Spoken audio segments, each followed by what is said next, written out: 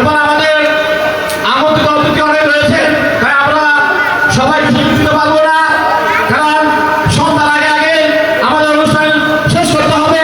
তাই আমি সকলের সহযোগিতা কামনা করে এই পর্যায়ে বক্তব্য রাখবেন এক নবীন ছাত্রদের সম্মানী সভাপতি জনাব কাউসার আলম। আউযু বিল্লাহি মিনাশ শাইতানির রাজিম। বিসমিল্লাহির রহমানির রহিম।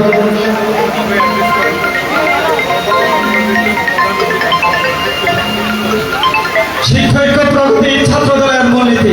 প্রিয় উপস্থিতি, আজকে প্রবাসী কল্যাণ বিএনপি সমর্থন গোষ্ঠী ইউনিয়ন কর্তৃক আয়োজিত আজকের সভার সম্মানিত সভাপতি এবং আজকের প্রধান অতিথি জনতা জনাব আবুল খায়ের ভূঁইয়া সহ অন্যান্য নেতৃবৃন্দ, সবাইকে আমার সংগ্রামী শুভেচ্ছা ইউনিয়ন ছাত্র দলের পক্ষ থেকে সবাইকে শুভেচ্ছা সালাম। আসসালামু আলাইকুম।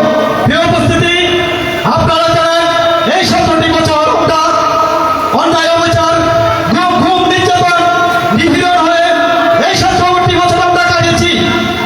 এখন আপনারা দেখেন বিভিন্ন ধরনের নতুন নতুন সংগঠন এসব বলে বাংলাদেশ জাতীয়তাবাদী দল কি করেছে। আপনারা জানেন বাংলাদেশ জাতীয়তাবাদী যতদূর যাবে ততদূরে বাংলাদেশ জাতীয়তাবাদী বিএনপিকে পাবেন আপনারা।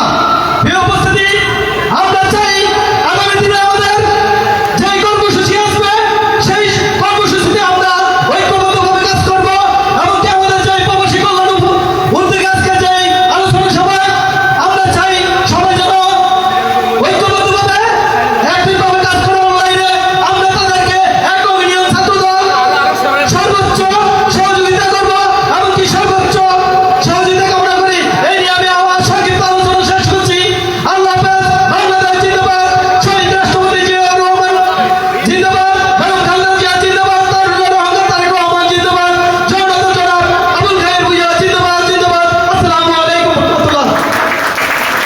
প্রিয় উপস্থিতি, এই পর্যায়ে বক্তব্য রাখবেন আজকের আমাদের সমাজে অর্ধেক জনগোষ্ঠী হচ্ছে নারী, আর নারীদেরকে নিয়ে আমাদের এক নবীন মহিলা দলের একটি নতুন সংগঠন আত্মপ্রকাশ করবে এবং আগামী দিনে আমাদের সমাজের অর্ধেক নারী গোষ্ঠীকে নিয়ে আমাদের ইউনিয়নকে এগিয়ে নেওয়ার জন্য ইতিমধ্যে আমাদের মঞ্চে এসে উপস্থিত হয়েছেন নারী নেত্রী জনাব ঝর্ণা বেগম। ঝর্ণা বেগমকে তার সংক্ষিপ্ত